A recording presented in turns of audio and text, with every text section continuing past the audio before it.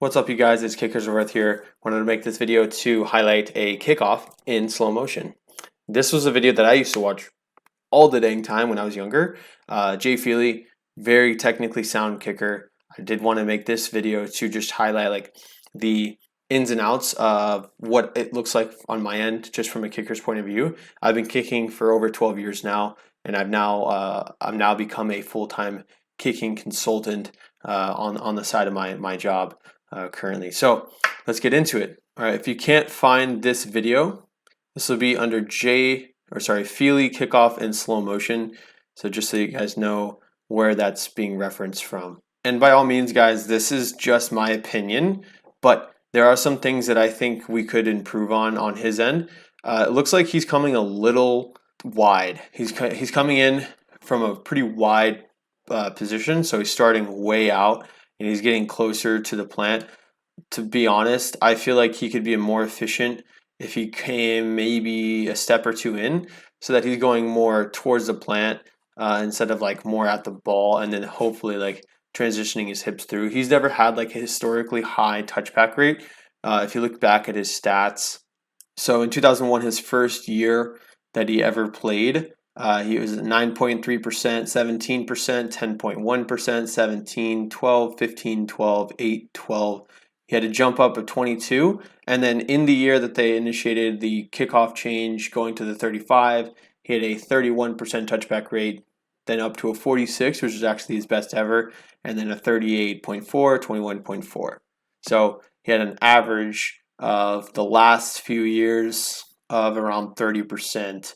Which is good. You know, we don't really mind these first few because these are from the 30, but going to the 35, I mean, the touchback rate of 46% is stellar, but something more along the lines of like 30 to 35 is more ideal. But, you know, as an NFL kicker, that's like a really huge part is getting a lot of touchbacks, and, you know, they want to see a hefty amount of them. So, yeah, I definitely think he could have done better, and I feel like there are a couple things that I would have improved on just on in my personal opinion. Like I said, the plant going way out and going in like that does limit a lot of that weight transfer that you can get through the ball. Rather, you know, you might want to scoot that in a little bit. Again, you don't want to be too narrow because it's like you're not getting enough angle. So I think honestly a happy medium between way out here and way out here, somewhere like right there would be perfect. So we'll watch that one more time. So he starts way out. I think right there would be like just a-okay.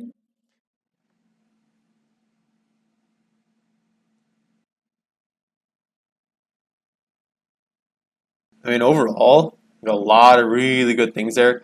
His leg got up there. You can see his weight transferred really well as far as like momentum with his leg and his hips.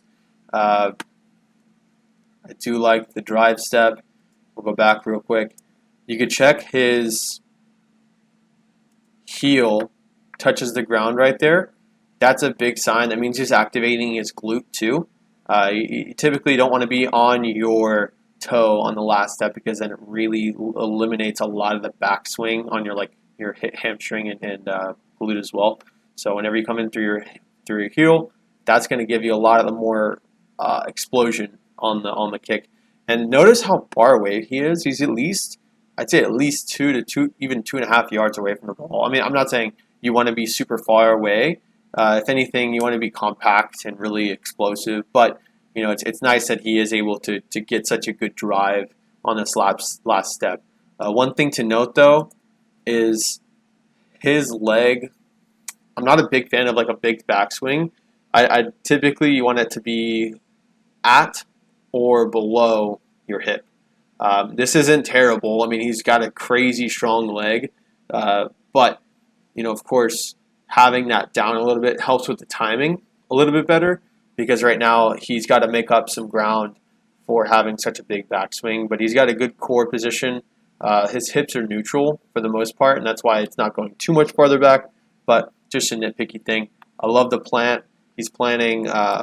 Heel is behind the ball, especially on a 1-inch. That's like ideal. The middle of his foot is even with the middle of the ball as well, which is nice. Got good body posture, core is engaged, And then look at that extension. Like, that is a thing of beauty, man. That is beautiful. So we'll watch it one more time all the way through, and we'll just bring it all together. So again, a little bit more narrow would be nice. Tempo's good. Looks like he's really charging up. Heel on the ground. Explosion up through. Eyes back. Beautiful. Core and arm placement at contact. You can tell he really gets through the ball there. Love it. Love it. Love it. Oh, yeah. Yeah, he doesn't leave anything back. He's not crunching. He's not doing any of that. He really makes sure that he gets his way through the ball. So, guys, I really appreciate you guys watching this video. It was good to kind of break that down and just give you an insight as like what a kicker thinks on that end, at least on my personal opinion. Again, I'm not saying you have to listen to me. There's just some things that I noticed just in my time. I've coached hundreds and hundreds and hundreds of kickers, both digitally and physically. So it's been nice to see like the progression, whether it's like a professional level or like very beginner level. Just some things that some of the higher level kickers do that I've noticed in my time. But again, I'm not saying I'm the one person to listen to. I'm just one of many. But I feel like there's some things that a lot of guys will make you pay to listen to them for, or you got to sign up for their course or something. And I'm not about that. I want to give as much value as possible that I can. But at the same time, there's only so much that I can give in every video. I mean, there's got to be a point where I could just say, hey, here's all of my knowledge in one tiny place or item. And that's where the ebook comes in, because I created an ebook that has everything that I've ever learned out of all the coaches that I've gone to, all the camps, all the kicking camps, schools I've been to, and all the books I've read as well. So I've saved you the thousands and thousands of dollars. We're talking probably even like $20,000 or more in investments that you don't have to go through, because I've gone through all of it and I've condensed it into a book that I have summed up in the best way that I possibly can for you guys. So imagine I've done this for 12 years. I've gone to thousands of, or I've spent thousands of dollars on these camps and lessons and struggles and failures, and I've condensed that into a book that's like 350 pages total, and it's a minimal cost, right? So imagine being able to get years worth of experience inside of one book. I feel like that's pretty worth it, because my goal for you guys is to be self-taught as much as you can possibly be, because I don't want you guys to have to spend all that money that I did to learn the same things that I've learned. And I've always been a student of the game. I would always have a notebook with me when I went to these camps and wrote down notes, what I could do better, what I could improve on. And that's what's made me successful in my own opinion. I'm really confident that I am able to deliver this content for you guys. Like, I am a coach for a reason, because I'm able to condense information down in a very bite-sized format for people to understand. And some guys are really good at doing it. The professionals are fantastic at what they do. But if you were to ask them to coach somebody, it could be a different situation. There are those that do, and for those that can't do, teach. And I was never the guy that had the massive leg. I always had a good leg and good technique, but it was never to the level that I could just go to the NFL. So with that being said, I have plenty of friends that are in the NFL and very high-level college kickers and NFL free agents, and I've picked their brains and I've condensed and analyzed and everything that I could possibly do to get their brain into my own. And I've taken away things that they do in their technique and their mindset and their approach, and I've tried to replicate that in a sort of a bite-sized way for you. So on top of the ebook, we've also got a kicker and punter pro Q&A section where I've asked professional kickers some very set questions just as far as their mindset. How do they prepare for a game? What do they do when they're overwhelmed or stressed? And a couple other questions, and they've got plenty of contributions. Nick Novak is just one of the guys that I was fortunate enough to have contribute to it. There's plenty of other professional kickers in there, and you're definitely going to want to read that and get a part of it. If you do sign up for the link below, you get 72 hours early access to it.